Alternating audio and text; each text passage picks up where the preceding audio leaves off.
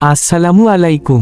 শাবান মাসের 14 তারিখ দিবাগত রাত, যা আমাদের সমাজে শবে বরাত বা লাইলাতুল বরাত নামে পরিচিত। এই রাতটি মহান আল্লাহর পক্ষ থেকে ক্ষমা ও রহমত লাভের এক বিশেষ সুযোগ। কিন্তু আমরা অনেকেই জানি না এই রাতের সঠিক আমল কি বা কিভাবে ইবাদত করলে আল্লাহ সবচেয়ে বেশি খুশি হন। আজকের ভিডিওতে আমরা কুরআন ও সহিহ হাদিসের আলোকে এমন কিছু আমলের কথা বলবো, যা আপনার জীবন বদলে দিতে পারে। শবে বরাতের গুরুত্ব।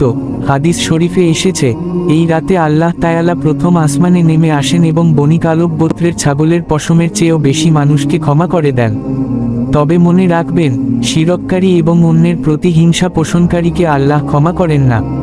তাই আমল শুরু করার আগে মনকে পরিষ্কার করা জরুরি। 3. শবে বরাতের 6টি প্রধান আমল। আমল 1, তওবা ও ইস্তিগফার। আল্লাহর কাছে নিজের সব গুনাহের জন্য মন থেকে ক্ষমা চান। আস্তাগফিরুল্লাহ বেশি বেশি পড়ুন, এটি আপনার রিজিক ও হায়াতে বরকত আনবে।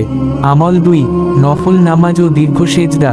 নবীজি এই রাতে দীর্ঘ সময় সেজদায় থাকতেন। আপনিও তাহাজ্জুদ ও নফল নামাজ পড়ুন। নামাজের রাকাত সংখ্যার চেয়ে সেজদার একাগ্রতা ও কান্নার ওপর জোর দিন। আমল 3, কুরআন তেলাওয়াত। সূরা ইয়াসিন, সূরা আর রহমান বা আপনার মুখস্থ থাকা যে কোনো সূরা অর্থ বুঝে পড়ার চেষ্টা করুন, এটি হৃদয় প্রশান্তি আনে। আমল 4, আত্মীয়তার সম্পর্ক ঠিক করা।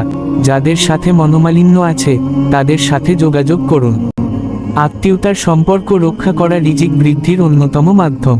5, দান সাদাকা। গোপনে বা প্রকাশ্যে সামর্থ্য অনুযায়ী দান করুন। দান সাদাকা মানুষের বিপদ আপদ দূর করে। 6, কবর জিয়ারত। রাসূল এই রাতে জান্নাতুল বাকিতে গিয়ে মৃতদের জন্য দোয়া করেছিলেন। আপনিও আপনার মা বাবা বা আত্মীয়দের কবর জিয়ারত করতে পারেন এবং তাদের মাগফিরাত কামনা করতে পারেন। ইবাদতের এই পবিত্র রাতে এমন কিছু করবেন না যা উল্টো গুনাহের কারণ হয়।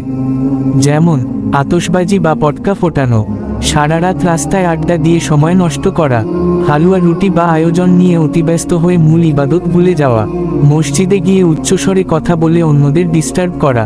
পরের দিনের আমল। শবে বরাতের পরের দিন 15ই শাবান নফল রোজা রাখা অত্যন্ত সওয়াবের কাজ। রাসূল শাবান মাসে বেশি বেশি রোজা রাখতেন, তাই সম্ভব হলে অন্তত একটি রোজা রাখার চেষ্টা করুন। আল্লাহ তাআলা আমাদের সবাইকে এই পবিত্র রাতে সহিহভাবে আমল করার তৌফিক দান করুন। আমিন। ভিডিওটি ভালো লাগলে শেয়ার করে অন্যদের জানার সুযোগ করে দিন। আপনার কোনো প্রশ্ন থাকলে কমেন্টে জানাতে পারেন। আসসালামু আলাইকুম।